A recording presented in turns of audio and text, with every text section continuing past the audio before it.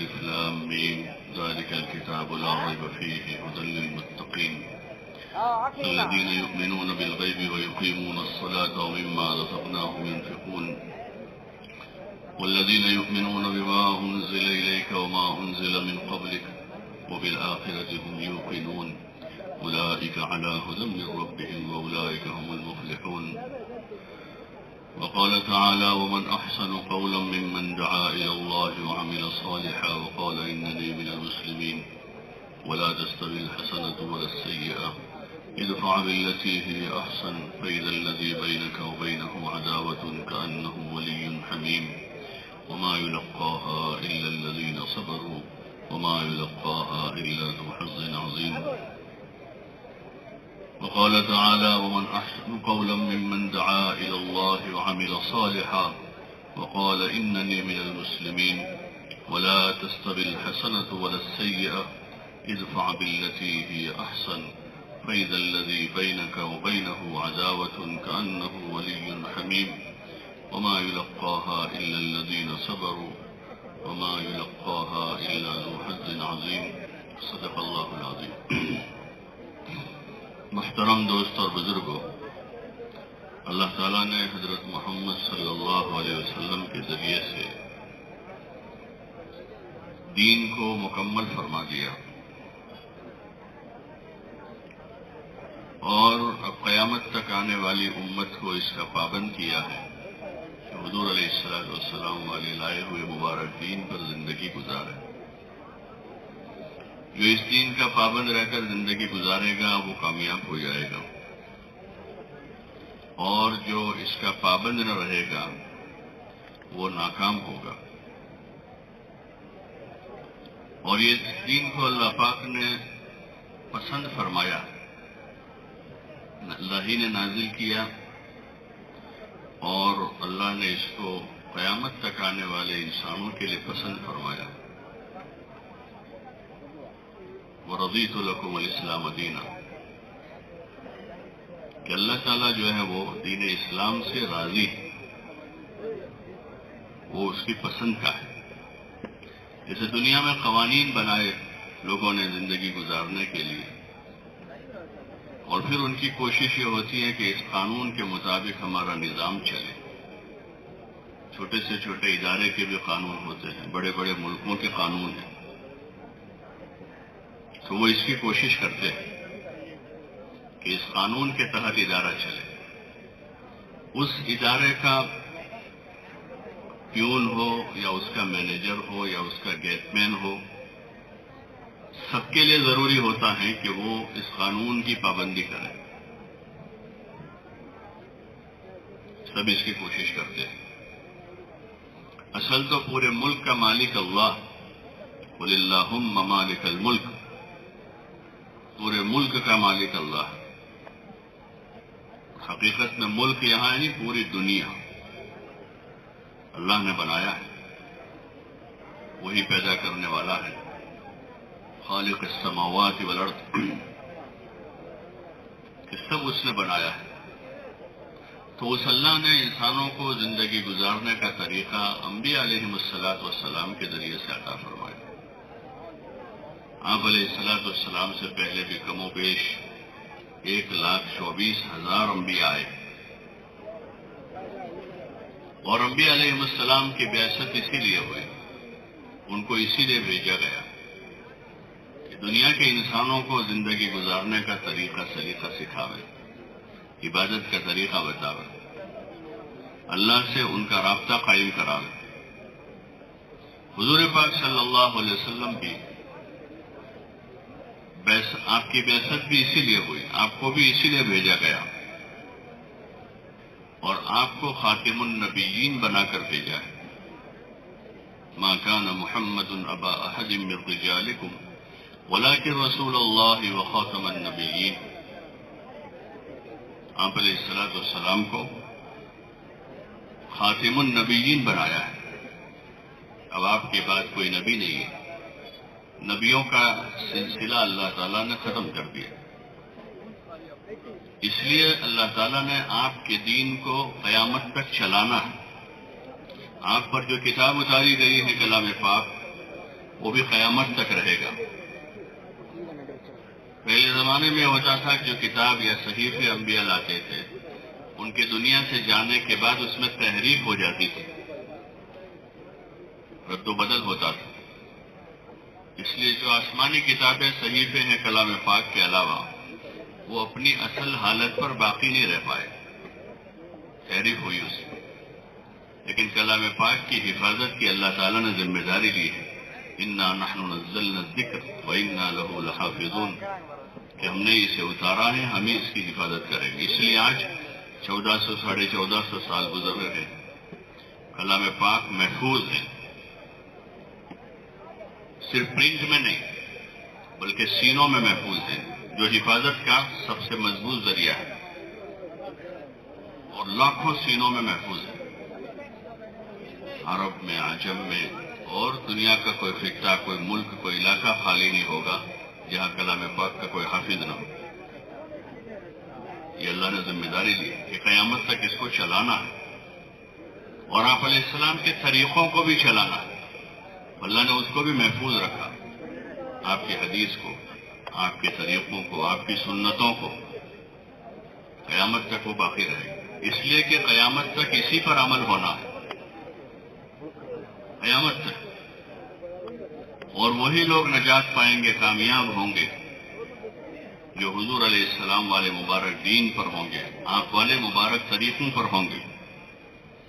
اور باقی کے لیے اللہ تعالیٰ نے ارشاد فرمایا، مَن یبتغ غیر الاسلام دینا فلن يقبل منه وهو في الآخرة من الخاسرین، کہ جو اسلام کے طریقے کو چھوڑ کر کوئی اور طریقے کو لے کر آئیں گے تو ہم اس کو ہرگز قبول نہیں کریں۔ یہ اللہ کا ارشاد ہے، اللہ اسے قبول نہیں کرے، اور انجام کے اعتبار سے وہ لوگ ناکام ہو جائیں گے۔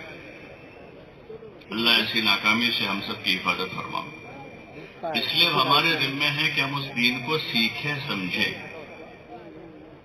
جو سب سے بڑی سیکھنے سمجھنے کی چیز ہے وہ دین ہے، خود سمجھنا ہے، اور اپنے بچوں کو، اپنے گھر والوں کو سمجھانا ہے کہ دین کیا ہے۔ دین چند رسومات کا نام نہیں ہے، دین جو ہے چند رسومات کا نام نہیں، دین میں طریقے ہیں۔ اللہ تعالیٰ نے حضور علیہ السلام کے ذریعے سے طریقے رائج کروائے، ہر کام کو کرنے کا کوئی خاص طریقہ ہے اسلام میں۔ عبادتیں ہیں تو عبادتوں کے طریقے ہیں، جیسے نماز ہے تو نماز کا ایک مخصوص طریقہ ہے، روزہ ہے روزے کا ایک طریقہ ہے، زکوٰۃ ادا کرنی ہے تو زکوٰۃ ادا کرنے کا طریقہ ہے، کس کو دیا جاوے، کیسے دیا جاوے، کتنا دیا جاوے۔ حج کرنے کا ایک طریقہ ہے، شادی بیاہ کا طریقہ ہے، چلنے پھرنے کا طریقہ ہے، سونے جاگنے کا طریقہ ہے، تجارت کا ایک طریقہ ہے اسلام میں۔ ایسے زندگی کے جتنے شعبے ہیں، ان تمام شعبوں میں برتنے کے طریقے اللہ تعالیٰ نے حضور پاک صلی اللہ علیہ وسلم کے ذریعے سے بتائے، اور وہ ساری چیزیں عملی ہیں، یعنی پریکٹیکل ہیں۔ اس کو سیکھنا سمجھنا ہوگا۔ اگر اس کو سیکھتے ہیں تو دین پر چلنا بہت آسان ہے۔ اتنا آسان طریقہ دنیا میں اور کوئی نہیں ہے جو اسلام میں ہے، ہر کام کے لیے۔ اس میں فلاح ہی فلاح ہے، کامیابی ہی کامیابی، عزت ہی عزت ہے، راحت ہی راحت ہے۔ آدمی جس حال میں بھی ہے اس حال میں وہ راحت کے ساتھ ہوگا، فقیر ہوگا فقر میں راحت کے ساتھ ہوگا، غنی ہوگا تو غنا میں راحت کے ساتھ ہوگا، مرد ہیں تو اپنے مرد ہونے کی حیثیت سے وہ راحت کے ساتھ رہے گا، عورت ہیں تو عورت ہونے کی حیثیت سے وہ راحت کے ساتھ رہے گی، ہر حال میں۔ اس لیے کہ سب کی ضرورتوں کا خیال کیا گیا ہے، ایک دوسروں کو راحت پہنچانے کی تعلیم دی گئی ہے۔ یہ اسلام کا مبارک طریقہ ہے، لیکن اس کو نہ سیکھنے کی وجہ سے اور اس کو نہ سمجھنے کی وجہ سے اس وقت ہم حال میں ہیں۔ اس کو سیکھا سمجھا نہیں، ہر آدمی اپنے حساب سے چل رہا ہے، اپنے ماحول کے حساب سے، اپنے معاشرے کے حساب سے، اپنے قومی طریقوں پر ہے، اپنے علاقائی طریقوں پر ہے۔ ہر آدمی جو ہے یہاں کا رہنے والا مسلمان ہے، کسی اور صوبے کا رہنے والا مسلمان ہے، کسی اور ملک کا رہنے والا مسلمان ہے، وہ ٹھیک ہے، نماز روزے تو ایک طریقے سے ہے، لیکن زندگی کے دیگر امور جو ہیں اس میں ہر ایک کے اپنے اپنے طریقے ہیں، ہر ایک کے اپنے طریقے کہ ہمارے علاقے کا یہ رواج ہے، یہ ہمارے صوبے کا یہ ماحول ہے۔ حالانکہ حضور علیہ الصلوۃ والسلام دین لے کر آئے، آپ کے ہاتھ پر جن لوگوں نے ایمان قبول کیا تو پھر انہوں نے اپنی ساری چیزوں کو چھوڑ دیا، پیچھے کی جتنی چیزیں تھیں، پیچھے کی جو عبادتیں تھیں، پیچھے کے جو عادات و اطوار تھے، اب ایک کلمے کے نیچے جمع ہوئے، لا الہ الا اللہ محمد رسول اللہ، ایک کلمے کے تحت جمع ہوئے۔ مکہ والے بھی ہیں، مدینے والے بھی ہیں، اور یمن والے بھی ہیں، حبشہ والے بھی ہیں، مہاجر بھی ہیں، انصار بھی ہیں۔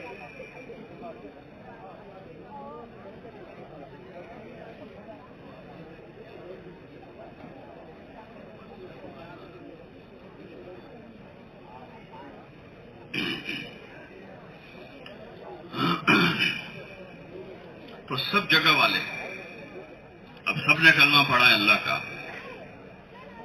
اب سب کی عبادت ایک ہے، سب کے لیے طریقہ ایک ہے حضور علیہ السلام کا۔ یہ اللہ کا اعلان ہے، یہ کسی بندے کا اعلان نہیں ہے، اس لیے اللہ کا فضل ہے کہ آج 1400 سال گزر گئے، دنیا بھر میں کہیں بھی جاوے ایمان والوں کا کلمہ ایک ہی ہے، لا الہ الا اللہ محمد رسول اللہ۔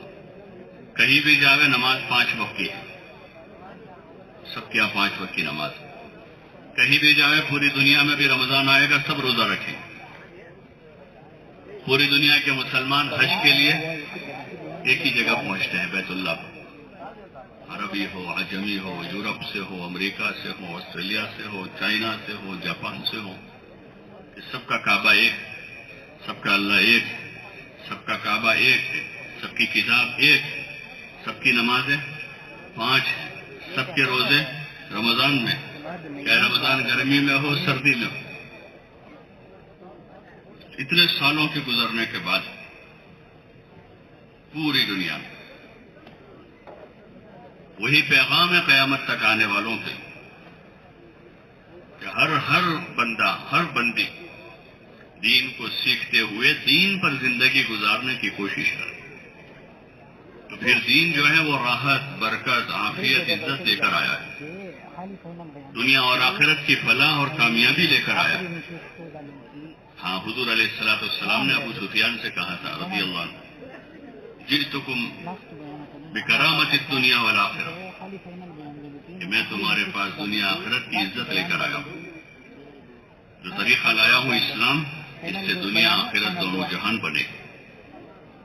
ہاں، دنیا میں بھی راحت کا یہ طریقہ ہے، اس لیے ہمارے ذمہ ہے کہ اس طریقے کو سیکھیں، سمجھیں۔ یہ تبلیغ کا کام اسی کا ہے، خالی چلنے پھرنے کا کام نہیں ہے، یہ کوئی سیر و تفریح نہیں ہے، یہ کوئی سیر و تفریح نہیں ہے، یا کوئی ممبر سازی کا کام نہیں کہ دنیا میں جا کر ممبر بنائے جائے، بلکہ یہ تو ایک ایسا کام ہے کہ ہر ایمان والا اپنی ذات سے دین پر چلتا ہوا، دین پر چلنے کی مشق کرتا ہوا، دوسرے ایمان والوں کو بھی دین پر چلنے کی دعوت دے، تاکہ ہر آدمی خود دین پر چلتا ہوا دین کی برکتوں سے مالا مال ہو جائے۔ جیسے ایک تاجر خود تجارت کرتا ہوا دوسرے بے روزگاروں کو تجارت میں لگا دیتا ہے تو خود فائدہ اٹھاتا ہے، دوسروں کے لیے بھی نفع کمانے کا ذریعہ بن جاتا ہے۔ جیسے صحابہ نے خود دین پر چلتے ہوئے دنیا میں جا کر دنیا کے لوگوں کو دین کی طرف متوجہ کیا، اس لیے کہ یہ دین پوری انسانیت کا ہے، پوری انسانیت کا ہے، عرب و عجم کا ہے، پوری انسانیت کا ہے، اور جو بھی اس دین کے آغوش میں آئے گا وہ دنیا میں راحت پائے گا، دنیا میں عزت ملے گی، اسے دنیا میں سربلندی ملے گی۔ انتم العلون ان کنتم مومنین، تم ہی سربلند رہو گے، تم ہی عزت والے رہو گے اگر ایمان والے، اللہ کو ماننے والے ہیں، اللہ کی عبادت کرنے والے ہیں، حضور پاک صلی اللہ علیہ وسلم کی مبارک زندگی کا اتباع کرنے والے ہیں، تو کامیابی انہی لوگوں کے لیے۔ اس لیے اس وقت یہ جو ہمارا اجتماع ہو رہا ہے اور یہاں سے جو جماعتیں جا رہی ہیں، اس اجتماع کا بھی یہی مقصد ہے. کوئی بھیڑ جمع کرنا مقصود نہیں ہے یا اپنی طاقت دکھانا مقصود نہیں ہے.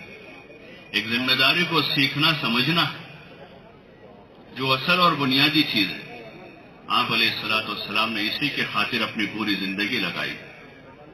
جب سے آپ علیہ الصلوۃ والسلام پر آیتیں آئی، جب آپ کو لوگوں میں دین پہنچانا ہے، لوگوں تک بات پہنچانی ہے، تو اس دن سے لے کر آخری دن تک آپ علیہ الصلوۃ والسلام جد و جہد کرتے رہے، کوشش کرتے رہے، محنت کرتے رہے، لوگوں کے پاس جاتے رہے، سمجھاتے رہے، لوگوں پر احسان کرتے رہے، محبت سے پیش آئے، لوگوں کی خدمت کی آپ نے، لوگوں کو کھلایا پلایا اور اچھی بات سمجھائی. وہی ذمہ داری اس امت کے ذمہ ہے. جماعتوں کی نقل و حرکت سے یہی چاہا جا رہا ہے کہ جماعتیں بنا بنا کر شہروں میں، قریوں میں، دیہاتوں میں، علاقوں میں، صوبوں میں، ملکوں میں جا کر، اور جو ایک نظام ہے اس کے تحت اللہ کا فضل ہے کہ ہزاروں نے بھی لاکھوں جماعتیں چل رہی ہیں جو اس پیغام کو لے کر، اس فکر کو لے کر جد و جہد کر رہی ہے. خوش قسمت ہے وہ اللہ کے بندے جن کو اللہ نے اس کی توفیق دے دی، جن کو اپنی جان اور اپنا مال لے کر اللہ کے راستے میں دین سیکھتے ہوئے دوسروں تک دین پہنچانے کا اللہ نے موقع دیا ہے.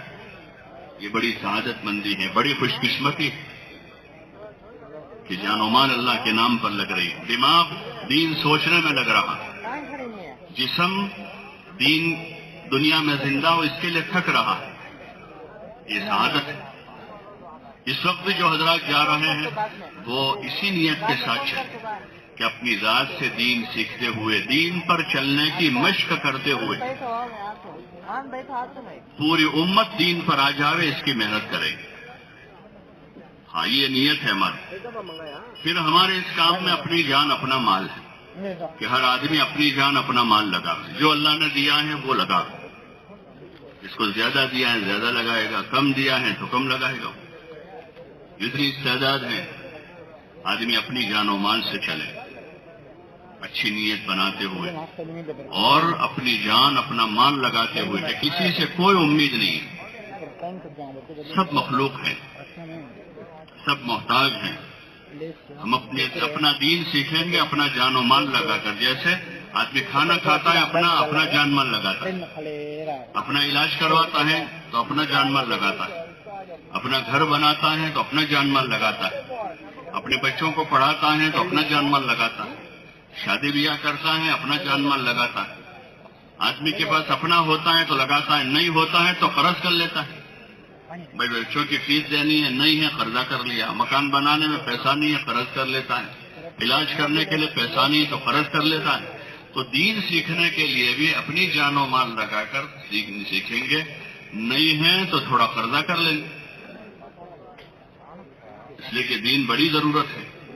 ایمان بنانا، نماز سیکھنا، اعمال کی مشق کرنا، اپنا یقین بنانا، اس کے لیے آدمی اپنی جان و مال سے اللہ کا کام کرے. اس لیے جو اس وقت راہ خدا میں جا رہے ہیں وہ اس کی کوشش کریں گے کہ اپنی ضرورت کا پورا سامان اپنے ساتھ لیں. اپنا کپڑے ہیں، اپنا بستر ہے اور اپنی دیگر ضروریات ہیں. کھانا پکانے کے لیے برتن ہیں. دعا کے بعد جماعتیں بیٹھے گی، سارے ساتھی آپس میں ایک دوسروں کا تعارف کر لیں، پہچان لیں، ایک دوسروں کا نام ٹھام پوچھ لیں، کیونکہ سفر ساتھ میں کرنا ہے. 40 دن 4 مہینے پہلے دن سے پہچان لے ایک دوسروں. پوری جماعت بیٹھے آپس میں پہچانے. سفر کے آداب. ہاں، دین میں ہر عمل کو ہمیں دین بنانا ہے. سفر بھی ہمارا دین بن جائے، وہ بھی عبادت بن جائے. اس لیے سفر کے آداب ہے. آپ لوگ ابھی سفر کرتے ہوئے آئے ہیں سبھی. کوئی بائک پر آیا ہے، کوئی 4 ویلر میں آیا ہے، کوئی بس میں آیا، کوئی ٹرین سے آیا ہے. سب واپس بھی جائیں گے. تو ہمارا سفر بھی عبادت بنانا ہے. مسلمان کا ہر کام عبادت ہے اگر وہ طریقے پر ہو. کھانا بھی عبادت ہے، سونا بھی عبادت ہے، سفر بھی عبادت ہے، تجارت بھی عبادت ہے، شادی بیاہ بھی عبادت ہے اگر طریقے پر ہو. اور اگر آپ والے مبارک طریقے پر نہیں تو پھر وہ عبادت نہیں بنتا. اس لیے سفر کے آداب کا مذاکرہ کرے. سفر کیسے کرنا ہے؟ سنت کے مطابق کرنا ہے، مسنون دعائیں پڑھنی ہے، ذکر فکر کے ساتھ کرنا ہے، اعمال کے ساتھ کرنا ہے. اور خصوصاً جو فرائض ہیں وہ فرائض کسی حال میں ترک نہ ہو. ہاں نماز فرض ہے، سفر میں بھی نماز فرض ہے، سفر میں قصر ہو جاتی.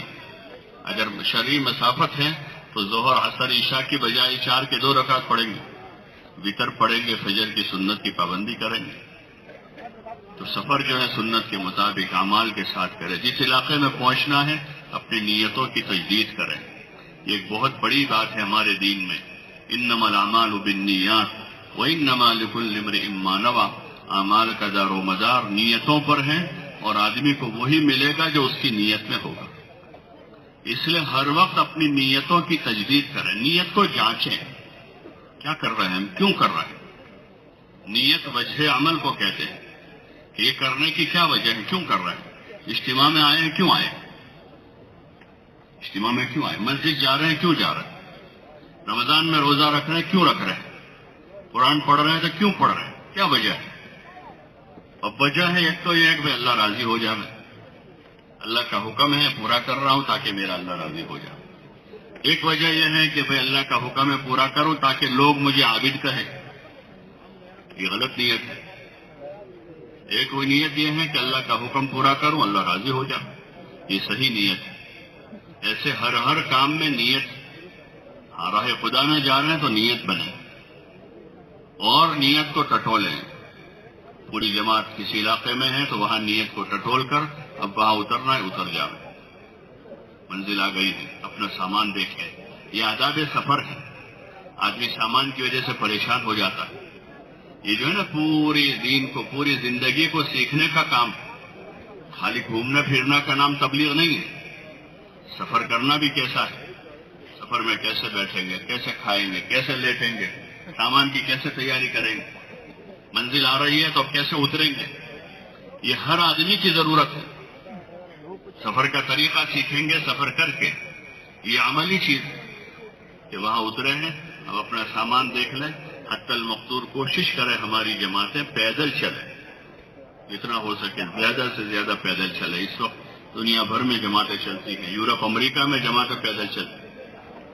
پیدل ہاں کہ وہ جو ہے بہت بڑی خیر کا ذریعہ ہے. صحابہ کے قافلے دنیا میں چلے، سواری پر بھی چلے، پیدل بھی چلے، اونٹوں پر بھی چلے، گھوڑوں پر بھی چلے. اور موقع آئے تو سمندر میں کشتیاں ڈالی، سمندر میں چلے، پیدل چلے. دین سیکھتے ہوئے، سکھاتے ہوئے، انسانیت کی ہدایت کی فکر لے کر. یہ بہت بڑی بات ہے، بہت بڑی بات ہے. دنیا میں جو لوگ انسانوں کی خدمت کرتے ہیں ان کو لوگ بڑی عزت دیتے ہیں. وطن میں این جی اوز ہوتے ہیں اور اس قسم کے ادارے ہوتے ہیں کہ وہ خدمت کرتے ہیں بچوں کی، عورتوں کی، بوڑھوں کی، بیماروں کی. یہ بھی ایک بہت بڑی انسانی خدمت ہے کہ ہم دنیا کے انسانوں کو زندگی گزارنے کا طریقہ بتا رہے ہیں، کھانے پینے کا طریقہ سکھا رہے ہیں. خود سیکھ رہے ہیں، سکھا رہے ہیں، اس کو لے کر پھریں گے. جیسے آپ علیہ السلام گئے، صحابہ نے سفر کیے، تابعین نے سفر کیے، تابعین نے سفر کیے. ہر زمانے میں اللہ کے نیک بندوں نے سفر کیا. آپ دیکھیں گے جتنے نیک بندوں کی خبریں ہیں دنیا بھر میں، اگر ان کی ہسٹری معلوم کریں گے تو کوئی 2000 کلومیٹر سے آ کر یہاں سویا ہے، کوئی 5000 کلومیٹر سے سفر کر کے آئے، کوئی 1000 کلومیٹر سے سفر کر کے وہاں گئے، وہیں موت آ گئی.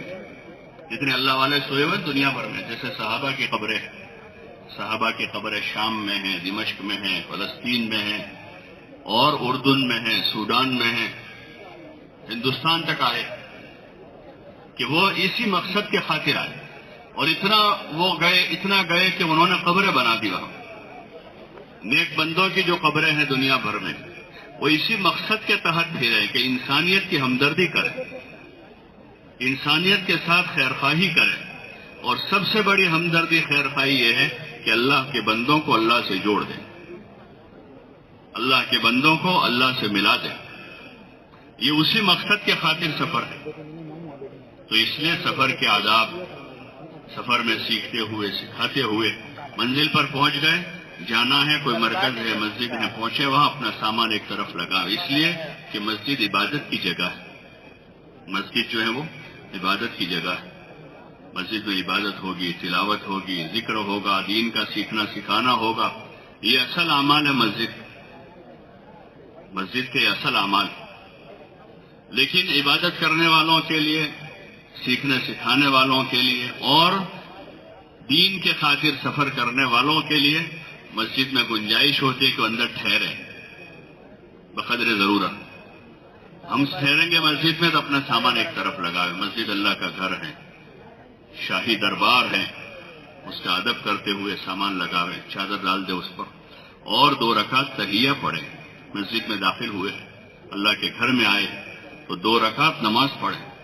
اللہ توفیق دے تو 2 رکعت وضو کی اور 2 رکعت مسجد کی. تحیۃ الوضو، تحیۃ المسجد ایک سنت ہے. ہاں یہ سنت ہے. عموماً ہمارے علاقوں میں سنت متروک ہے. لوگ مسجد جاتے ہیں، بیٹھ جاتے ہیں. حالانکہ سنت یہ ہے کہ کیا کرنا چاہیے؟ بولو نا بھائی، 2 رکعت نماز پڑھنی چاہیے. سنت ہے، سنت کا ثواب ملے گا. موقع ہے 4 رکعت پڑھے، 2 وضو کی، 2 مسجد کی. موقع نہیں ہے اتنا زیادہ تو 2 پڑھ لیں. جماعتیں اس کا اہتمام کریں، مشق ہیں. اس کام کے ذریعے سے چاہا جا رہا ہے کہ ہمارا ہر کام حضور پاک صلی اللہ علیہ وسلم کے مبارک طریقے پر آ جائے. مسجد میں ہمارا داخل ہونا بھی آپ کے طریقے پر. یہ 2 رکعت نماز پڑھی، اب پوری جماعت جو ہے مشورے کے لیے بیٹھے. یہ بھی ایک اجتماعی عمل ہے. جماعت میں نکل کر 8 اجتماعی کام. ایک سفر جو ابھی کیا، ایک ساتھ پوری جماعت سفر کرے، بلا وجہ الگ الگ نہ بیٹھے، ایک ہی جگہ بیٹھے، ایک ہی سواری میں رہے پوری جماعت. ایک اجتماعی عمل ہے. دوسرا مشورہ ہے کہ اب غور و فکر کریں، اس لیے کہ آدمی کو عمل پر لانے والی جو طاقت ہے اس کی فکر ہے. کسی بھی کام کے پیچھے فکر کام کرتی ہے. کوئی بھی آدمی کسی کام میں لگا، اس کی فکر اس کو چلاتی ہے. جیسے گھڑی ہوتی ہے نا، گھڑی کے کانٹے باہر گھوم رہے ہیں لیکن اندر کوئی مشین ہے جو گھوم رہی ہے اس کو چلا رہی، وہ کانٹے نہیں چل رہے. ایسے آدمی اپنی فکر کے پیچھے چلتا ہے. ہاں ایک فکر کرے، بیٹھے، غور و فکر. یہ بہت بڑی بات ہے. وہ دین کے خاطر غور و فکر ہم نے چھوڑ دیا. لغویات کو سوچ رہے ہیں، دنیا سوچ رہے ہیں، صبح شام غیر ضروری چیزوں کو سوچ رہے ہیں. اس لیے ہماری قوت فکر غلط استعمال ہو رہی، گناہوں پر استعمال ہو رہی. اس راستے میں نکل کر سوچنا بھی سیکھنا ہے. کیا سوچنے کا ہے؟ لوگ نا بڑی گہری سوچ میں ہیں، بہت فکر مند ہیں، بہت سوچ رہے ہیں. کیا سوچ رہے ہیں؟ اسی دنیا کو سوچ رہے ہیں جو مقدر کی ملنے والی ہے، یا اس دنیا کو سوچ رہے ہیں جو اپنی مقدر میں بھی نہیں ہے، کسی اور کی ہے، یا اس دین کو سوچ رہے ہیں جو دین فکر اور محنت کے بعد زندگی میں آتا ہے. بیٹھ کر غور و فکر کریں. ہر نیا سے نیا ساتھی، پرانا ساتھی آپس میں بیٹھیں اور سوچیں کہ میری اپنی ذات سے لے کر قیامت تک آنے والے انسانوں میں اللہ کا یہ مبارک دین کیسے زندہ ہو جائے. ہاں یہ بہت بڑی سوچ ہے، ایک بہت بڑی فکر ہے. آج ایک بندہ اس کو سوچ رہا، اس کو آدمی اس پر غور کر رہا ہے، اللہ پاک اس کو وجود دے گا. حضرت مولانا الیاس صاحب رحمۃ اللہ علیہ زمانے میں وہاں رہتے ہوئے اپنی جگہ سے اس کو سوچا، غور کیا کہ اللہ کا دین دنیا میں کیسے زندہ ہو جائے. وہ اکیلے ہیں، کوئی ساتھ دینے والا نہیں ہے، لیکن ایک اللہ کا بندہ سوچ رہا ہے، غور کر رہا ہے. تو پھر اللہ پاک نے ان کے اوپر ایک کام کی شکل کو کھولا، اور پھر 1 سے 2 ہوئے، 2 سے 4 ہوئے، 4 سے 8 ہوئے، 8 سے 100 ہوئے، اور 100 سے 1000، 1000 سے لاکھوں ہوتے ہوتے ہوتے پورے عالم میں وہ فکر زندہ ہو گئی. یہ اتنی بڑی طاقت ہے، اس لیے کہ کرنے والا تو اللہ ہے. کرنے والا کون ہے؟ بولو نے بھائی، کہ کرنے والا اللہ ہے. بندے کے ذمے ہے کہ وہ اپنے بس کی کرے، سوچے، ہاں، اور اس میں کمی نہ کرے. جتنا سوچ سکتا ہے سوچے، فکر کرے کہ میری زندگی میں دین کیسے آ. ہاں گھر جانے والے بھی اس کو سوچیں گے، صرف جماعت میں جانے والے نہیں، جو گھر جا رہے ہیں وہ بھی سوچیں گے. ایک جوان آدمی سوچتا ہے کہ مجھے شادی کرنی ہے، ایک شادی شدہ جوڑا سوچتا ہے کہ ہم کو گھر بنانا ہے. آج سوچا انہوں نے، 1 2 سال لگ جاتے ہیں، 3 سال لگ جاتے ہیں، ان کا مکان تیار ہو جاتا ہے. انہوں نے کوئی چیز سوچی، کسی چیز کی فکر لی ہے، تو اللہ پاک اس کام کو آسان کرتا ہے. ہمیں سوچنا کیا ہے وہ بھی سیکھنا ہے. مشورے میں اسی لیے بیٹھیں گے کہ میری اپنی ذات سے لے کر قیامت تک آنے والی امت میں اللہ کا دین زندہ ہو جائے. اس کے لیے جد و جہد ہے، کوشش ہے، دعا ہے، محنت ہے. پھر جماعت بیٹھ کر نظام بنا. 10 آدمی ہیں جماعت میں، دو کی 5 جوڑی بنا لیں. اور جس مسجد میں ٹھہرے ہیں اس مسجد کے اطراف کے مکانوں پر محنت کریں. ایک ایک فرد سے ملاقات مقامی کام میں بھی اور جماعت میں نکل کر بھی، یہ ہمارا بنیادی کام ہے. لوگوں کے پاس جانا، لوگوں سے ملنا. یہ جو اتنے بڑے بڑے مجمع جمع ہوئے ہیں نا، اس کے پیچھے وہ محنت ہے کہ کہیں 1,00,000 آدمی ہیں، کہیں 2,00,000 آدمی، کہیں 5,00,000 آدمی جمع ہوتے ہیں. اس کے پیچھے یہ محنت. کوئی پوسٹر نہیں لگا بستی میں، کسی بورڈ پر اعلان نہیں لگا، کسی چینل سے اس کا اعلان نہیں ہوا ہے. اور دنیا بھر میں یہی نظام ہے، چاہے ہندوستان میں ہو، امریکہ میں ہو، جاپان میں ہو، کہیں بھی ہو. یہ بنیادی محنت ہے کہ روبرو لوگوں کے پاس، ایک ایک مسلمان کے پاس جانا اور ان سے اللہ کے لیے ملنا. بہت بڑا کام ہے یہ. ایک ایک مسلمان، چاہے وہ جس کو ہم جانتے ہو نہ جانتے ہوں، وہ ہماری بستی کا ہو یا کسی اور بستی کا، ہر کلمہ گو جس نے لا الہ الا اللہ محمد الرسول اللہ پڑھا ہے، وہ اس نسبت سے ہمارا بھائی ہے. چاہے وہ غریب ہو، امیر ہو، چھوٹا ہو، بڑا ہو، پڑھا لکھا ہو، ان پڑھ ہو، شہری ہو، دیہاتی ہو، ہماری قوم سے ہو، کسی اور قوم کا ہو، ہماری زبان کا ہو، کسی اور زبان کا ہو. اس کی زبان میں ہم نہیں بات کر سکتے، ترجمہ ہو جائے گا. ترجمہ بھی نہیں ہو سکتا، اشاروں سے بات ہو جائے گی. اشارے والوں کی جماعتیں چلتی ہیں. ہاں، اشارے والے، ان کی جماعتیں ملکوں میں جاتی ہیں اور وہ کام کر رہے ہیں. تو ہمیں یہ کام کرنا ہے کہ ایک ایک مسلمان کے پاس جا کر اسے ملنا اور ایمان اعمال کی بات کرنی ہے، اخلاق آخرت کی بات کرنی ہے، علم و ذکر کی بات کرنی ہے. یہ اصل ہمارے موضوع ہے جس پر بولا جانا چاہیے. اس وقت لوگوں نے بہت سارے موضوع تیار کیے ہیں. کوئی لوہے پر بول رہا ہے، کوئی لکڑے پر بول رہا ہے، کوئی کاغذ پر بول رہا ہے، کوئی پیپر پر بول رہا ہے، کوئی کپڑے پر بول رہا ہے، کوئی سونے پر بول رہا ہے، کوئی چاندی پر بول رہا ہے، کوئی زمین پر بول رہا ہے، کوئی آسمان پر بول رہا ہے. یہ سارے ٹاپک جو ہیں وہ ضرورت کے ہیں. یہ کیسے ہیں بھائی؟ ہر آدمی کپڑے کی میل نہیں چلاتا، لیکن کپڑا ہر ایک پہنتا ہے. اس کو میل چلانے کی ضرورت نہیں. سارے لوگ مارکیٹ میں خریدی کے لیے نہیں جاتے، لیکن سب لوگ کھانا کھاتے ہیں. گھر میں کوئی ایک آدمی جا کر خریدی کر لاتا ہے، سب کھانا کھا لیتے ہیں. کوئی ایک آدمی کپڑا جا کے خرید لا رہے سارے گھر والوں کے، تو سب کو کپڑا مل جائے. ضروری نہیں کہ سب بازار جائیں، ضروری نہیں کہ سب کپڑا خریدیں. ابا گئے تھے بازار، جا کر کپڑا لے کر آ گئے، سارے گھر والوں کا کپڑا ہو گیا.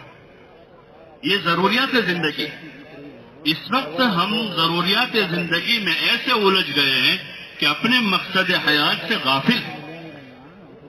جو اصل مقصد ہے ایمان بنانا، اپنے اعمال کو بنانا، اپنے اخلاق کو سنوارنا، اللہ سے تعلق پیدا کرنا، حضور پاک صلی اللہ علیہ وسلم کی سچی پکی محبت پیدا کر کے آپ کے طریقوں کا اتباع کرنا اور اپنی آخرت کی فکر کے ساتھ زندگی گزارنا، یہ ہمارے اصل موضوع ہے. یہ اصل ٹاپک ہے جس کو آپس میں بولا جاوے، سنا جاوے، پڑھا جاوے، لکھا جاوے، ایک دوسروں کو سمجھایا جاوے. ایمان سمجھنا سمجھانا ہے، عبادتوں کو سمجھنا سمجھانا ہے، حضور والے مبارک طریقوں کو سمجھنا سمجھانا ہے، اور علم پڑھنا پڑھانا ہے. اللہ کی یاد اور اللہ کا ذکر اور اطاعت، اس کو پڑھنا پڑھانا، سمجھنا سمجھانا ہے. یہ اصل چیزیں تھیں. حضور علیہ السلام نے یہ سمجھایا صحابہ کو، صحابیات کو، اپنی ازواج مطہرات کو، اپنے چھوٹوں کو، اپنے یہاں رہنے والے بڑی عمر کے لوگوں کو، مردوں کو، عورتوں کو یہ باتیں بتائی. ایمان بتایا کہ اللہ بڑا ہے، اللہ کھلاتا ہے، اللہ پلاتا ہے، اللہ پالتا ہے، زمین و آسمان کا مالک اللہ ہے، چاند اور سورج کا پیدا کرنے والا ایک اللہ ہے.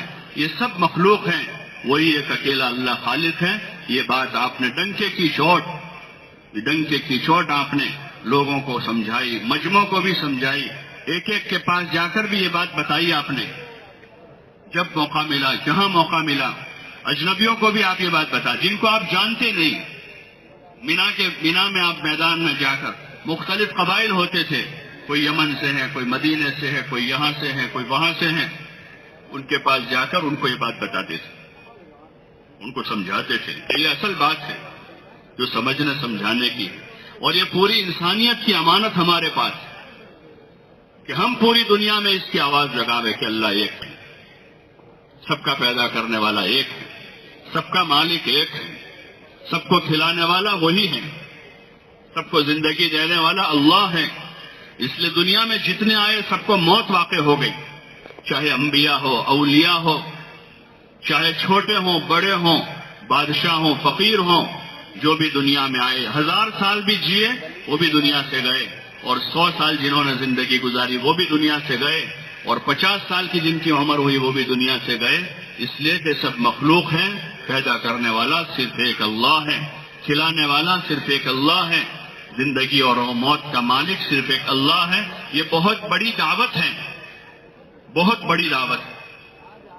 ہاں، ہر محلے میں جا کر، علاقوں میں جا کر ایک ایک انسان سے بات کی جائے گی کہ سب کچھ کرتا دھرتا اللہ ہے، اور کامیابی حضرت محمد صلی اللہ علیہ وسلم کے طریقوں میں، جن کو اللہ نے آخری پیغمبر بنا کر بھیجا۔ آپ سے پہلے بہت سارے انبیاء آئے، لیکن وہ سارے انبیاء علیہ السلام واپس ہوئے، آخری نبی بنا کر بھیجے گئے آپ علیہ السلام کو، اور آپ کی نبوت کو قیامت تک جاری کیا ہے۔ قیامت تک آنے والے انسانوں کی کامیابی آپ کے مبارک طریقوں میں ہے۔ جتنی زندگی آپ کے مبارک طریقوں پر ہوگی اتنی زندگی کامیابی کی طرف جائے گی، چاہے آدمی فقیر ہوں، چاہے مالدار ہوں، چاہے پڑھا لکھا ہو، ان پڑھ ہوں، اگر آپ کے مبارک طریقے زندگی میں ہیں وہ زندگی کامیابی کی طرف جائے گی، اور اگر آپ کے مبارک طریقے زندگی میں نہیں ہیں تو آدمی بادشاہت کے ساتھ ناکام ہو جائے گا، وزارت کے ساتھ ناکام ہو جائے گا، مال کے ساتھ ناکام ہو جائے گا۔ آج دنیا میں دیکھ لیں، ایسے کروڑوں انسان ملیں گے کہ جن کے پاس سب کچھ ہے، لیکن وہ خود کہہ رہے ہیں کہ ہم کامیاب نہیں ہیں، وہ خود کہہ رہے ہیں کہ ہم کامیاب نہیں ہیں، ہمیں ہماری جو اصل تلاش وہ نہیں مل رہی ہے، دل کا سکون نہیں ہے ہمارے پاس، دنیا میں ہمارے پاس عزت نہیں ہے، مال ہے عزت نہیں ہے، جو اصل چیزیں ہیں، دل کا سکون ہے، دنیا میں عزت ہے، راحت کی زندگی ہے، اسباب میں برکت ہے، اللہ سے تعلق ہے، عبادت کا مزہ ہے، یہ اصل چیزیں ہیں۔ صحابہ کے پاس اکثریت وہ ہیں کہ جن کے پاس مال دولت نہیں ہے لیکن ان کے پاس ایمان ہے، ان کے پاس دل کی راحت ہے۔ حضرت بلال رضی اللہ تعالیٰ عنہ کو اتنی سخت تکلیف پہنچائی جا رہی ہے کہ گرم ریت پر ان کو لٹا کر اوپر سینے پر چٹان رکھی جا رہی، اور ان سے کہا جا رہا ہے کہ تم اپنا دین چھوڑ دو، وہ کہہ رہے ہیں اس حال میں، اتنی سخت تکلیف کی حالت میں کہہ رہے ہیں احد احد کہ اللہ ایک ہے، اللہ ایک ہے، اتنی تکلیف کے ساتھ کہ وہ اصل چیز ان کے پاس ایمان تھا۔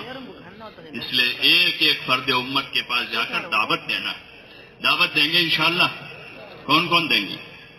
پورا مجمع طے کریں کہ انشاءاللہ اپنے قرب و جوار میں جائیں گے، جماعتوں میں ہیں وہ جہاں علاقوں میں جائیں گے وہاں، اور جو واپس جانے والے ہیں وہ اپنی مسجد کی جماعت کے ساتھ جڑ جائیں، کہ ہر مسجد میں کہیں 10 کہیں 12 15 آدمی مل کر کام کر رہے ہیں، ہم بھی ایک فرد بن جائیں۔ یہ مسجد کمیٹی نہیں ہے کہ جس کے 10 رکن طے ہو چکے ہیں، پریسیڈنٹ ہیں، یہ فلاں ہے، یہ فلاں، 11واں آدمی اس میں نہیں آ سکتا۔ یہ مسجد کی جماعت، ہر مسلمان مسجد کے قرب و جوار میں رہنے والا اس جماعت کا ساتھی ہے، غریب ہو، امیر ہو، پڑھا لکھا ہو، ان پڑھ ہو، شہری ہو، دیہاتی ہو، آج رہنے آیا ہو یا 50 سال سے رہتا ہو، کرایہ دار ہو اس بستی میں یا اپنے گھر کا مالک ہو، یہ سب مسجدار جماعت ہے۔ سب مل جل کر 5 وقت کی نمازوں کی پابندی کے ساتھ مسجد کی تعلیم قائم کرتے ہوئے، فضائل کی تعلیم قائم کرتے ہوئے، اپنی مسجد میں کسی نماز کے بعد مشورہ کر کے اپنے محلے کے ایک ایک مسلمان سے ملاقات کا نظام بنائیں گے انشاءاللہ۔ ہاں، اور سب فکر سے شریک ہوں۔ ہاں، ایک بہت بڑا کام ہے، اس میں جڑیں گے، اللہ پاک دھیرے دھیرے ترقی دے گا، اپنا تعلق دے گا، دین کی حقیقت نصیب ہوگی، اور پھر آگے اور ترقی ہوگی، اور آگے ترقی ہوگی، اور وہی ہمارا اصل سرمایہ ہے۔ اس لیے اس کی کوشش کریں، جو جماعتوں میں ہے وہ اس کی کوشش کریں کہ اپنے مشورے سے 24 گھنٹے کا اچھا نظام بنا لیں، تاکہ وقت ضائع نہ ہو۔ وقت بہت قیمتی چیز ہے، وقت بہت قیمتی، الوقت اثمن من الذهب، کہ وقت جو ہے وہ گولڈ سے، سونے سے زیادہ قیمتی، اپنے وقت کو قیمتی بنانا ہے دعوت میں۔ دوسرے نمبر پر تعلیم و تعلم میں وقت لگانا ہے، کہ سیکھنا سکھانا ہے۔ ہاں، سورہ فاتحہ سیکھیں، سورتوں کو صحیح کریں۔ قرآن شریف اللہ کی کتاب ہے، کلام الہی ہے، یہی حقیقی علم ہے جو ہمیشہ باقی رہے گا، ہمیشہ باقی، ورنہ سارے علوم ختم ہو جائیں، سارے علوم۔ جیسے ابھی ہم دیکھ رہے ہیں بھائی، ایک زمانہ تھا جس آدمی نے بی اے کیا وہ گریجویٹ کہلاتا تھا، گریجویٹ، بڑی بڑی پوسٹ پر جاتے تھے وہ لوگ، بی اے۔ اس وقت بی اے کی کیا قیمت ہے آپ کو پتا ہے؟ ارے ہے نا کہ بی اے کی کتنی قیمت ہے آپ جانتے ہیں، کیونکہ اس لائن کا جو علم تھا وہ ختم ہو گیا، اس لیے وہ بے قیمت ہو گیا۔ ایک زمانہ تھا کمپیوٹر کے ابتدائی کورسز تھے، تو خالی ڈی سی اے کیا ہوا آدمی، ڈپلوما کیا ہوا، کہ بہت قیمتی آدمی ہے وہ، بہت قیمتی آدمی۔ لیکن اب آپ کو پتا ہے کہ اس کی کیا قیمت ہے۔ یہ علوم فانی ہے، یہ فن ہے، یہ سارے فن ہے۔ ایک زمانہ تھا میٹرک پاس تھا 50 سال پہلے تو ہائی کوالیفائڈ کہلاتا تھا، ہائی کوالیفائڈ ہے، میٹرک پاس ہے۔ اور ابھی کیا قیمت ہے آپ سب جانتے ہیں اس۔ یہ علوم ایسے ہی، لیکن ایک علم قرآن ہے جو اللہ کا اتارا ہوا ہے، کلام الہی ہے، وہ ہمیشہ باقی رہنے والا، نفع دینے والا علم ہے۔ اس لیے پہلی کوشش تو یہ کریں کہ قرآن شریف کے الفاظ کو صحیح کریں، اچھی طریقے سے پڑھنا سیکھیں۔ ہم چھوٹے بچوں کو تو سکھانے بھیجتے ہیں، لیکن ہم خود بڑے نہیں جانتے، نہیں سیکھتے۔ حالانکہ حضور علیہ الصلوۃ والسلام پر قرآن شریف کی نازل ہونے کی ابتدا اس وقت ہوئی جب آپ کی عمر 40 سال کی تھی۔ صحابہ نے تو بڑی عمر میں سیکھا ہے، اس لیے ہر آدمی طے کرے انشاءاللہ قرآن شریف کو سیکھیں گے انشاءاللہ۔ جماعت میں جا رہے روزانہ حلقہ لگے گا، ایک ایک آیت کر کے صحیح کریں، اللہ کا کلام ہے۔ جب اللہ سے محبت ہوگی تو اللہ کے کلام سے محبت ہوگی۔ آدمی کو کسی سے محبت ہوتی ہے، اس کے کلام سے محبت ہوتی ہے، اس کے خط سے محبت ہوتی ہے، اس کا میسج آتا ہے تو آدمی دھیان سے دیکھتا ہے کہ بھئی ہمارے ابا کا میسج ہے، بیٹے کو باپ سے تعلق، ایک شوہر کو بیوی سے تعلق ہے تو اپنی بیوی کے میسج کے انتظار میں رہتا ہے کہ بیوی کا کوئی میسج آئے ذرا دیکھ لو۔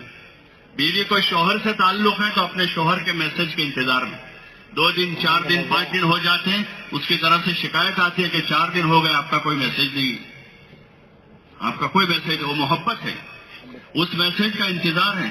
جب اللہ سے تعلق بنے گا تو اللہ کی کتاب سے محبت پیدا ہوگی، پھر آدمی پڑھے گا، شوق سے، نہیں آتا ہے سیکھے گا، آدھا گھنٹہ نہیں گھنٹہ لگائے گا، گھنٹہ نہیں 2 گھنٹے لگائے گا، کہ قرآن کو سیکھنا ہے، اچھی طریقے سے سمجھنا ہے۔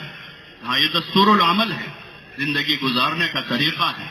ہاں، اس میں نبیوں کے قصص واقعات ہیں جو ایمان کو بڑھانے کا ذریعہ ہے۔ ہاں، ایمان والے جب قرآن سنتے ہیں ان کا ایمان بڑھتا ہے، اللہ کی وحدانیت ہے، اس کی قدرت بیان ہوئی ہے، اس میں جنت اور جہنم کا علم ہے، اولین کا علم ہے اور آخرین کا علم ہے، دنیا کا علم ہے، آخرت کا علم ہے۔ ہاں، سارے علوم قرآن میں حضور علیہ الصلوۃ والسلام نے اسی قرآن سے صحابہ کو زندگی سکھائی، سمجھائی۔ وہی اصل چیز ہے، ایک باقی کتاب ہے یہ، جس میں کوئی تحریف نہیں ہے۔ اس لیے ہم کوشش کریں کہ قرآن شریف کو سیکھیں گے انشاءاللہ۔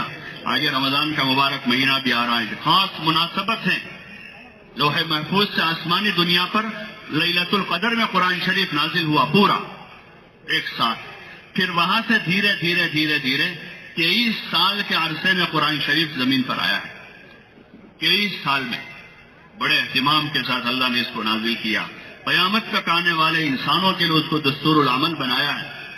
ہمارے ذمہ ہے کہ ہم کچھ سیکھیں، اپنی بیویوں کو سکھاویں، اپنے گھر کی عورتوں کو قرآن سکھاویں، اپنے بچوں کو، چھوٹے ہیں تب سے ان کے قرآن سکھانے کا انتظام کریں۔ مکاتب قائم ہیں اکثر جگہوں پر، اپنے بچوں کو بھیجیں۔ جہاں مکاتب نہیں ہے تو کوشش کریں کہ ہر گلی میں، ہر محلے میں قرآن کی تعلیم کا، قرآن سیکھنے سکھانے کا ایسا انتظام ہو کہ کوئی مسلمان کا بچہ جو ہے وہ قرآن سے غافل نہ ہو، قرآن سے جاہل نہ ہو۔ حضور علیہ السلام نے انتظام کیا تو مدینے کے گھر گھر میں قرآن پہنچا۔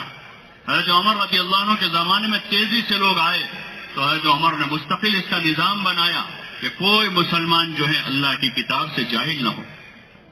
آگے رمضان کا مبارک مہینہ جو ہے ایک خاص مناسبت ہے۔ ابھی تک نہیں سیکھا ہے توبہ کر اللہ سے کہ اللہ ہم نے غلطی کی ہے، چوک کی ہے، ہم نے پتہ نہیں کیا کیا سیکھا ہے، جو غیر ضروری سبجیکٹ تھے وہ سارے سیکھ لیے. 10 12 سال 15 سال 20 سال ہم نے ان سبجیکٹ کو پڑھنے میں لگائی جو ہم 20 سال پڑھنے کے بعد بدل گئے کہ بھائی کورس بدل چکا ہے، یدن بھائی کہ آپ نے جو پڑھا ہے وہ اب نہیں رہا، اب دوسرا کورس آ گیا ہے، سلیبس بدل چکا ہے. کہ 20 سال پڑھنے کے بعد یہ سنا کہ سلیبس بدل چکا ہے، آپ نے جو پڑھا تھا اس کی اب کوئی ویلیو نہیں دنیا میں، وہ پڑھے لکھے ان پڑھ ہو گئے. ایسا علم پڑھنے میں 20 سال لگا دیے. اور وہ کتاب جو کتاب دستور العمل ہے، وہ کتاب دستور العمل ہے جو صبح شام ہماری رہبری کر رہی ہے، جو دنیا میں بھی ہمارا سہارا ہے، قبر میں بھی عذاب قبر سے بچنے کا ذریعہ ہے. میدان محشر میں جو کتاب سفارش کرے گی، کتاب سفارش کرے گی کلام اللہ، جس نے اس کو تلاوت کیا اور اس کا حق ادا کیا ہے، کلام پاک میدان محشر میں اس کے لیے سفارشی بنے گا اور جنت کے درجوں پر چڑھنے کا ذریعہ ہے. صاحب قرآن سے کہا جائے گا کہ تو کتاب قرآن کو پڑھتا جا اور جنت کے درجے چڑھتا جا، تیرے آخری منزل وہ ہے جہاں تو رکے گا. اس کتاب سے ہم اپنا تعلق پیدا کریں اور اس کو پڑھیں، سیکھیں، سمجھیں، عملی زندگی اس کے مطابق بنانے کی کوشش کریں گے. جماعت میں بھی ہے سیکھیں سکھاویں، قرآن کی ایک ایک سورت سے آیتیں کر کر کے صورتیں صحیح کریں تاکہ نماز پہلے صحیح ہو جائے. وضو کرنا سیکھیں، نماز کی طریقہ سیکھیں، قیام کیسے کرنا ہے، رکوع کیسے کرنا ہے، سجدہ کیسے کرنا ہے، نماز کے فرائض کیا ہیں، واجبات کیا ہیں، نماز کی سنتیں کیا ہیں، کن کاموں سے نماز ٹوٹ جاتی ہے. یہ ہمارا ضروری علم ہے جو ہمیں موت کی آخری سانس تک اس علم کی ضرورت ہے، اس لیے کہ نماز موت تک فرض ہے. ایمان موت تک آدمی کے لیے ذمہ ضروری ہے کہ اس حال میں دنیا سے جاوے کہ ایمان والا ہو. یہ بنیادی علم ہے جو فقیر امیر سب کی ضرورت ہے. اس لیے گزارش ہے جو جماعتوں میں جا رہے ہیں سیکھیں، سکھاویں، اپنا علم بڑھاویں اور جو چیزیں سیکھ رہے ہیں اس پر عمل کرتے ہوئے اپنی عملی زندگی بناویں. تیسرا کام ہے ذکر و عبادت. ذکر و عبادت کہ مسلمان کی زندگی کا یہ مشغلہ ہے. ایمان لانے کے بعد اپنا دین سیکھتے ہوئے آدمی کی زندگی کا مشغلہ اللہ کی عبادت ہے. وما خلقت الجن والانس الا ليعبدون کہ ہم نے جنات و انسان کو صرف اور صرف اپنی عبادت کے واسطے پیدا کیا. عبادت کے طریقوں کو سیکھتے ہوئے اب کثرت سے عبادت کرنا ہے. 5 وقت کی نماز باجماعت ہوگی. یہ طے کریں انشاءاللہ کسی حال میں نماز نہیں چھوڑیں گے. طے کر دیں انشاءاللہ، پورا مجمع طے کرے گا اب موت تک انشاءاللہ کسی حال میں ہم نماز نہیں چھوڑیں گے اور نماز کو اہتمام سے ادا کریں گے. مسجد جا کر آپ علیہ الصلوۃ والسلام نے پوری زندگی فرض نمازیں مسجد جا کر باجماعت ادا کی. یہاں تک کہ مرض الوفات میں آپ جمعرات سے لے کر پیر تک زیادہ بیمار رہے، آپ کو غشی طاری ہو جاتی تھی، بے ہوشی ہو جاتی تھی، لیکن اس حال میں بھی نماز کے وقت میں اٹھتے تھے اور 2 آدمیوں کے سہارے سے مسجد جاتے تھے. حضرت علی اور حضرت عباس رضی اللہ عنہما 2 طرف سے آپ کو سہارا دیتے تھے، اس لیے کہ آپ سے چلا نہیں جاتا تھا. آپ مسجد جا کر نماز باجماعت ادا کرتے تھے. اس لیے سب طے کریں انشاءاللہ نماز کی پابندی کریں گے انشاءاللہ. اور اپنے گھر والوں کو بھی نماز کی پابندی کراویں. گھر کی عورتیں ہیں، بچے ہیں. حضور نے فرمایا 7 سال کی عمر میں بچے کو نماز کا حکم کرو، 10 سال کی عمر میں نماز نہ پڑھنے پر تنبیہ کرو. حالانکہ لڑکے پر ابھی نماز فرض نہیں ہوئی ہے، لیکن ابھی سے عادی بنانا ہے. نماز کی اہمیت سمجھانی ہے کہ بہت بڑا فریضہ ہے، کسی حال میں معاف نہیں ہے. ہاں بیمار ہیں تو بیماری کی نماز پڑھیں، مسافر ہیں سفر کی نماز پڑھیں، لیکن کسی حال میں معافی نہیں ہے. یہ اہم ترین فریضہ ہے، مقصد حیات ہے عبادت. ان عبادتوں میں سب سے بڑی عبادت نماز، اس لیے نمازوں کی پابندی کریں. فرائض کے ساتھ سنتوں کا اہتمام کریں، سنتوں کے ساتھ نفلوں کا اہتمام کریں. جب اللہ سے تعلق پیدا ہوگا تو پھر آدمی رات نماز میں گزارے گا. ہاں ان لوگوں کا تذکرہ کلام پاک میں کیا، تتجافى جنوبهم عن المضاجع يدعون ربهم خوفا وطمعا ومما رزقناهم ينفقون کہ ان کی پہلو خوابگاہوں سے جدا. یہ بستر پر نہیں لیٹتے بلکہ اللہ کے سامنے کھڑے ہوتے خوفا وطمعا، اللہ سے ڈرتے ہوئے اور اس کی رحمت کے امیدوار ہو کر. ومما رزقناهم ينفقون اور اللہ نے ان کو جو کچھ دیا ہے اللہ کے نام پر خرچ کرتے. كانوا قليلا من الليل ما يهجعون وبالاسحار هم يستغفرون. ہاں یہ نیک لوگوں کا تذکرہ ہے. کہ رات کے آخر پہر میں یہ اللہ کے سامنے روتے ہیں، استغفار کرتے ہیں، اللہ سے معافی مانگتے ہیں. حالانکہ دن بھر اطاعت سے گزر، یہ نہیں تھا کہ دن میں گناہ کرتے تھے اور رات میں معافی مانگتے تھے، دن بھر اطاعت کے ساتھ گزارتے تھے اور پھر رات کے آخر پہر میں اٹھ کر اپنے پروردگار سے معافی مانگتے ہیں، توبہ کرتے ہیں. یہ نیک لوگوں کی صفتیں ہیں.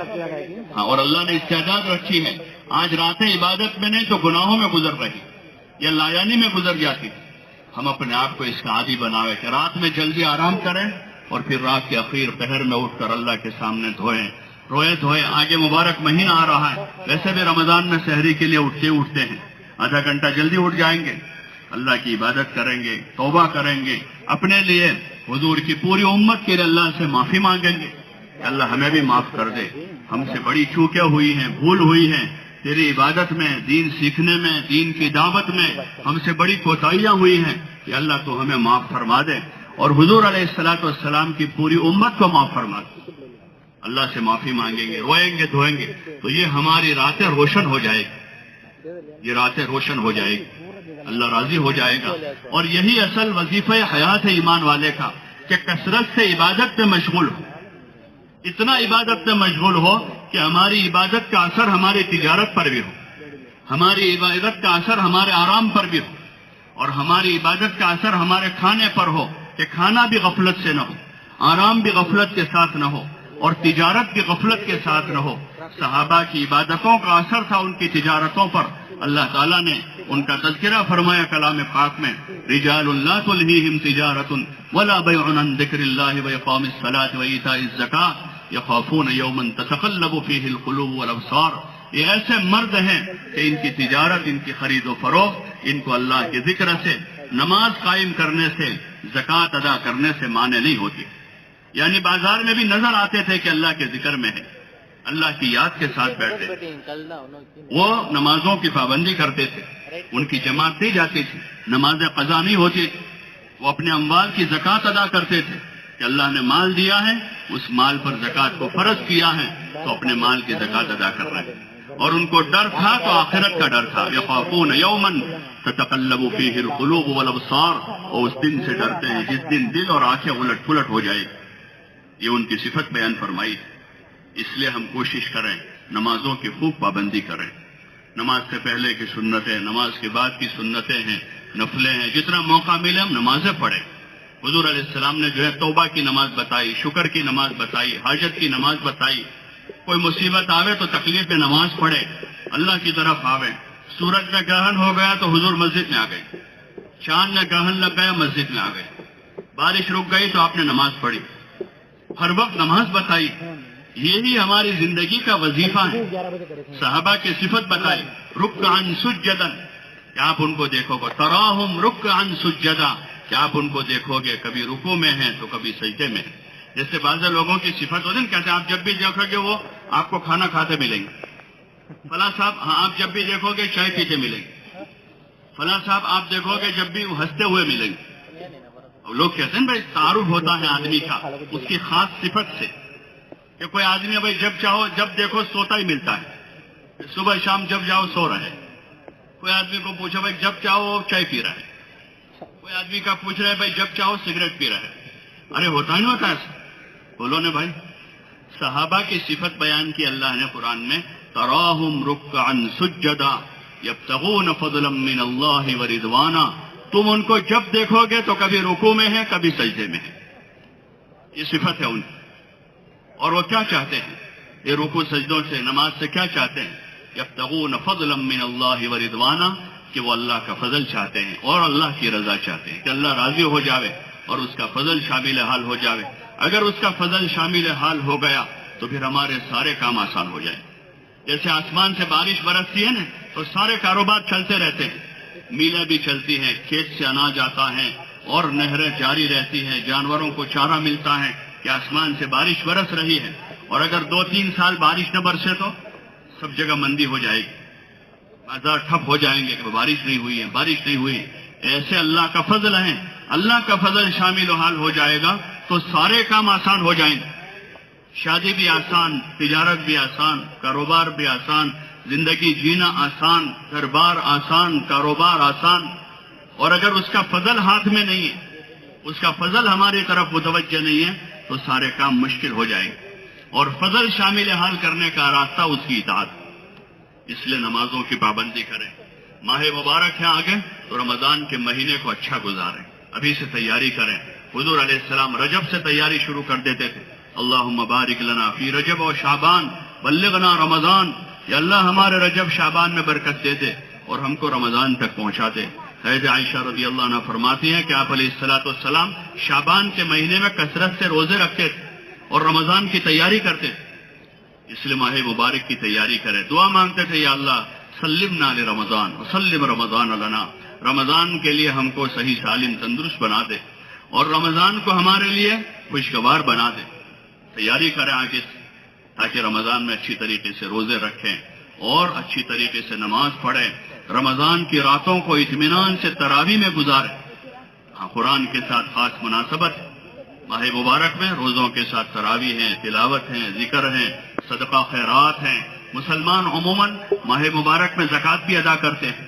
جن کو اللہ نے مال دیا ہے وہ اپنے اموال کی زکوٰۃ ادا کریں، مال کو گن کر علماء سے مسائل معلوم کر کے اپنے اموال کی زکوٰۃ ادا کریں۔ ہاں، یہ فرائض ہیں، ایمان، نماز، روزہ، زکوٰۃ، یہ سارے فریضے ایک ساتھ جمع ہو جاتے ہیں، اور آگے حج کے مہینے ہوتے ہیں، حج والے بھی تیاری کر رہے ہیں۔ یہ پانچوں فرائض ہے بنیادی، تو اس لیے کوشش اس کی کریں کہ ہمارا رمضان بھی اچھا گزرے، توبہ کے ساتھ، عبادت کے ساتھ، ذکر کے ساتھ، دعوت کے ساتھ۔ ماہ مبارک میں آپ نے اپنی محنت بڑھا دی۔ فتح مکہ کا سفر ماہ مبارک میں ہوا، بدر کا سفر رمضان میں ہوا، آپ نے اپنا محنت بڑھائی۔ حضرت عائشہ رضی اللہ عنہ کی ایک روایت میں کہ آپ علیہ السلام رمضان میں بستر پر تشریف نہیں لاتے تھے، تو رمضان میں کھانا سونا کم کریں گے، باقی رمضان میں کام بڑھانا ہے، عبادت بھی بڑھانی ہے، دعوت بھی بڑھانی ہے، بڑھائیں گے انشاءاللہ۔ جو جماعتیں ہماری جا رہی ہیں وہ بھی، جو جماعتیں اس وقت کام کر رہی ہے وہ بھی، آگے رمضان کا مہینہ آ رہا ہے تو رمضان میں دعوت بھی بڑھانی ہے۔ لوگوں کے دل نرم ہوتے ہیں، اپنے آپ مسجدوں کی طرف آتے ہیں، تو ہم زیادہ سے زیادہ ملنے کی کوشش کریں، ایمان والوں سے بات کریں، ایمان بنانے کی، اعمال بنانے کی، اخلاق بنانے کی، دین کی محنت کے لیے تیار کریں۔ رمضان کے مہینے میں بھی نقد جماعتیں بناویں کہ لوگ جماعتوں میں جا کر اچھی طرح یکسو ہو کر اپنے اعمال قائم کریں۔ ایسے ہزاروں لوگ ملیں گے جنہوں نے رمضان میں راہ خدا میں نکل کر زندگی کا پہلا روزہ رکھا، پہلی نماز جا کر پڑھی جماعت میں جا کر۔ 20 سال کی عمر ہے، 25 سال کی عمر ہے، ابھی تک نماز نہیں پڑھی، جماعت میں نکل کر پہلی نماز پڑھی۔ 25 سال کی عمر ہے، جماعت میں جا کر توبہ کی، شراب سے، زنا سے، سود سے۔ ہاں، یہ بہت بڑی خیر کا ذریعہ ہے۔ اس لیے رمضان میں اپنی عبادت بھی بڑھانی ہے، تلاوت بھی بڑھانی ہے، اعمال بھی بڑھانے ہیں، دعوت بھی بڑھانی ہے۔ جو جماعتیں ہیں وہ بھی خوب جم کر محنت کریں۔ ہاں، روزہ ایک عبادت ہے، مزید ہے وہ۔ اللہ سے جب توفیق مانگیں گے تو اللہ روزے کی حالت میں بھی چلنے پھرنے کی توفیق دے گا، محنت کی توفیق دے گا۔ ملے جا کر لوگوں کو۔ رمضان میں سرکش شیاطین قید ہوتے ہیں، دل نرم ہوتے ہیں، زیادہ سے زیادہ لوگوں سے جا کر ملیں، اختلاط کریں، بات کریں، سمجھاویں، ان کو لاویں، تعلیم کے حلقوں میں جوڑیں، اپنے ساتھ گشتوں میں لے کر چلیں اور نقد راہ خدا میں لے جانے کے لیے ان کو تیار کریں۔ رمضان میں بھی 4 مہینے کی جماعتیں، چلے کی جماعتیں بناویں، وہ راہ خدا میں جائیں گے، نماز پڑھیں گے، فرض روزے رکھیں گے، توبہ کریں گے، بہت بڑی خیر کا ذریعہ ہوگا۔ اس لیے جو جماعتیں جا رہی ہیں اس وقت وہ بھی، اور جو جماعتیں باہر کی ان علاقوں میں کام کر رہے ہیں ان سے بھی گزارش ہے کہ رمضان سونے میں نہ، یہ سونے کا مہینہ نہیں ہے، رمضان جو ہے وہ سونے کا مہینہ نہیں ہے، وہ تو کام کا مہینہ ہے۔ اللہ والوں کے رمضان کے قصے سنتے ہیں کہ دن بھر 24 گھنٹے میں 2-3 گھنٹے سوتے تھے، عام دنوں کے مقابلے میں سونا کم کرتے ہیں، نہ کہ بڑھاتے۔ اگر ہماری زیادہ ہمت نہیں ہے تو رات بھر آرام کر لیں، کوئی حرج نہیں، تہجد میں اٹھ جاویں، تہجد پڑھیں، دعا مانگیں، سحری کھا لیں، پھر دن کو کام میں لگاویں، صبح سے محنت کا نظام بناویں اور گھر گھر جا کر لوگوں سے ملیں، بات کریں، سمجھاویں۔ مبارک مہینہ ہے، لوگوں پر لوگوں کی خدمت کریں، خرچ کریں، روزہ داروں کو افطار کراویں اور دین کی بات سمجھاویں، اپنے پاس بلاویں۔ اس کو رسم نہ بناویں افطار پارٹیوں کو، مردوں عورتوں کا ہجوم نہ کریں۔ روزہ دار کا افطار کرانے کا مطلب اس کو بھی کوئی رسم بنا دیا جائے، وہ افطار پارٹیاں ہو رہی ہیں، लाखों करोड़ों के खर्चे हो रहे हैं, मर्द औरतें जमा हो रहे हैं, उसके वीडियो होकर वायरल हो रहे हैं। अल्लाह के लिए किया था, लोगों को दिखाने के लिए इफ्तार कराया है। अगर अल्लाह के लिए है तो जो अमल अल्लाह के लिए किया जाता है उसको मखलूक से छुपाया जाता है कि लोग इसको न देखें, लोगों को पता न चले कि किसने करवाया है, कि किसने खिलाया है, कि जिसके लिए करना है उसको बताना है। और तो एक रसूम है, हमें अमल बनाना है। हुजूर अलैहिस्सलाम ने तरगीब दी है माह मुबारक में कि भूखों को खिलावे, रोजादारों को इफ्तार करावे, अल्लाह के बंदों के मददगार बने। एक साहबी आए, उनको कहा हुजूर ने अपने साथ खाने में शरीक किया सहरी के लिए। वो माजरत से कहा कि नहीं, आओ बरकत का खाना खा लो। ये फजीलत की चीज है, लेकिन इसको दीन बनावे। अगर उसको सीखा है तो दीन बनेगा, वरना दीन के ये अमाल भी रस्म बन के रह जाएंगे। इसलिए गुजारिश है कि माह मुबारक में भी अपनी मेहनत बढ़ावें।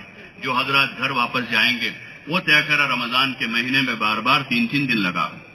बहुत सारे इलाकों में जिम्मेदारों ने तय किया कि 3 मरतबा 3 दिन लगाएंगे, हर अशरे में 1 मरतबा 3 दिन, और नए नए लोगों को अपने साथ तैयार करके ले जाएंगे। ऐसे नौजवान हैं जो रोजों से दूर हैं, नमाज से दूर हैं, मस्जिद से दूर हैं, गुनाहों वाली जिंदगी है। रमजान का महीना आया है, दिल नरम हुए हैं, उनको तैयार करके अपने साथ ले गए। पहले अशरे में 1 मरतबा ले गए, 7 दिन घर रहे, 3 दिन जमात में चले गए, फिर 3 दिन जमात में गए, 7 दिन घर रहे, फिर 3 दिन जमात में जा रहे। अपने साथ नए नए लोगों को लेकर जा रहे हैं, वहां ले जाकर उनको कुरान सिखा रहे हैं, उनको रोजा नमाज की तरगीब दे रहे हैं, उनको मस्जिद के माहौल में लाकर उनका दीनी ज़हन बना रहे हैं। इसलिए जिम्मेदारों से हमारी गुजारिश, जो आम दिनों में महीने में 1 बार 3 दिन लगा रहे हैं, वो ये तय करें कि इंशाअल्लाह माह मुबारक में 3 मरतबा 3 दिन लगाएंगे इंशाअल्लाह। कौन कौन लगाएंगे?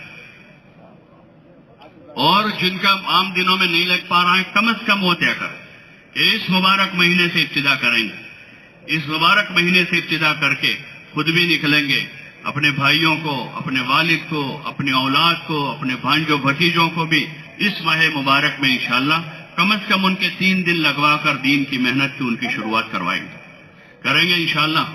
और अपने दोस्त बिरादर हैं, मोहल्ले में और लोग हैं, इस मुबारक